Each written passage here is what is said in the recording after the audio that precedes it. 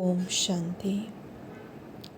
हम सब आत्माएं कितनी भाग्यशाली हैं, क्योंकि आज जब नज़र दौड़ाकर पूरी दुनिया में चारों तरफ हम देखते हैं तो समझ में आता है कि हर आत्मा दुखी है, परेशान है, अशांत है, त्राही त्राही कर रही है, खजानों के बीच में, स्थूल खजानों के बीच में बैठी है, लेकिन उसके बावजूद भी संतुष्ट नहीं है।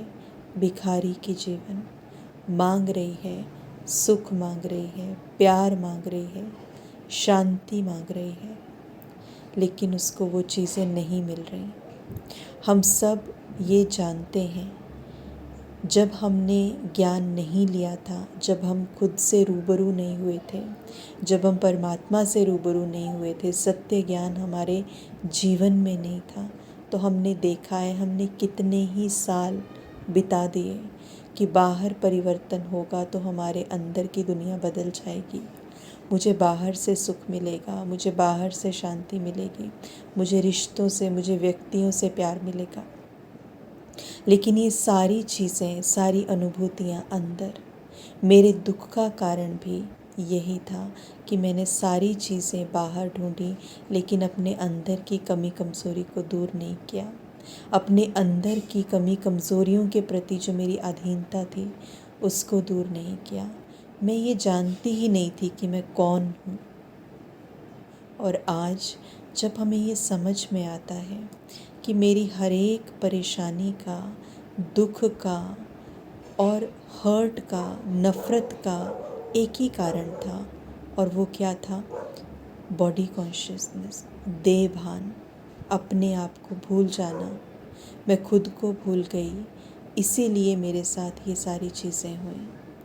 मेरी स्मृतियाँ जो बाबा ने आके दोबारा मुझे दे दी, खुद को पा लेना, खुद के स्वरूप को जान लेना, ये महसूस कर लेना कि सॉल्यूशन मेरे अंदर है, मुझे कहीं भागने की ज़रूरत नहीं है, ये कितना बड़ा रिलीफ है। आप सोचिए, ऐसी आत्माएं, एक व्यक्ति को हम सोचते हैं, एक व्यक्ति के बारे में सोचिए, उस व्यक्ति को कोई ऐसी बीमारी है, वो हर जगह जा रहा है, हर जगह ढूंढ रहा है, तीर्थ, मंदिर, गुरुद्वारे, मस्जिद, डॉक्टर, दुनिया के बेस्ट डॉक्टर्स के पास वो घूम रहा है, मुझे ये बीमारी है, इसका इलाज कर दीजिए। लेकिन किसी के पास उसकी दवाई नहीं है। थक जाता है, वो हार जाता है, अशांत, दुखी हो जाता है, और सडनली उसको पता चलता है कि इस बीमारी के लिए सिर्फ ये दवाई थी, ये परहेज़ था जो तुम्हारे ही अंदर बैठा हुआ था, तुम्हें सिर्फ ध्यान देना था। तो वो व्यक्ति कितना रिलैक्स्ड हो जाएगा कि अभी मुझे कहीं जाने की ज़रूरत नहीं है, वो परहेज़ तो मैं कर सकता हूँ, वो दवाई तो मेरे भीतर ही थी, मुझे बस उसमें उसके लिए अवेयर होना था। वो कितना रिलैक्स हो जाएगा कि मैं धक्कों से छूट गया, अब मुझे सिर्फ इस परहेज़ को करना है, इस दवाई को खाना है, इस चीज़ को फॉलो करना है। वो कितना रिलैक्स हो जाएगा। तो हम आत्माएं भी ये भटकन से छूट गई जिस दिन से हमें हमारा परिचय मिला, हमारे सत्य स्वरूप की पहचान हमें मिली। हमें समझ में आया कि मेरे ही अंदर की कमी कमज़ोरी मुझे सुखी नहीं रहने दे रही, मुझे अशांत कर रही है, मुझे दुखी कर रही है, मुझे परेशान कर रही है। ये कितनी बड़ी भाग्य की निशानी है कि आज हम उस स्थान पर हैं जहाँ हमें पता है कि इम्प्रूवमेंट कहाँ होगी, सुधार कहाँ होगा।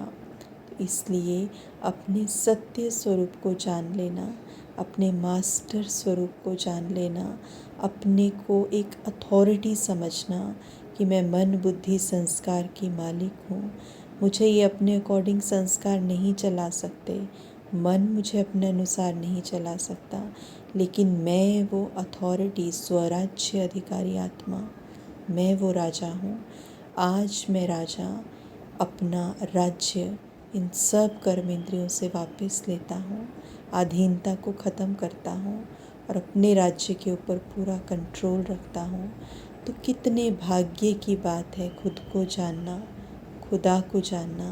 हम कितनी भाग्यशाली आत्माएं हैं। हमें यही भाग्य दूसरों का भी जगाना है और दूसरों को भी उनके रूप से रूबरू कराना है।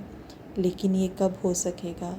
बातों से नहीं, लेकिन अपने स्वरूप में जब हम टिक जाएंगे, जब हम अपने स्वरूप की अनुभूतियों में खो जाएंगे, जब हम अपने स्वरूप में रहकर व्यवहार करेंगे, उनसे बात करेंगे, अपना दिन भर का कार्य करेंगे, सुख स्वरूप रहकर, शांत स्वरूप रहकर, प्रश्न ना उठाकर, एकदम सेरेनिटी के साथ, एकदम आनंद के साथ, उस परमात्म नशे के साथ जब हम वो कार्य व्यवहार में आएंगे, तो हर एक आत्मा को उसका भी सत्य परिचय मिल जाएगा। हम उस आत्मा के लिए एक दर्पण बन जाएंगे। तो हमें अपने कर्म से दूसरों को उनका स्वरूप दिखाना है, जो सत्य है, जो स्वराज्य अधिकारी का स्वरूप है, जो मालिकपन का स्वरूप है।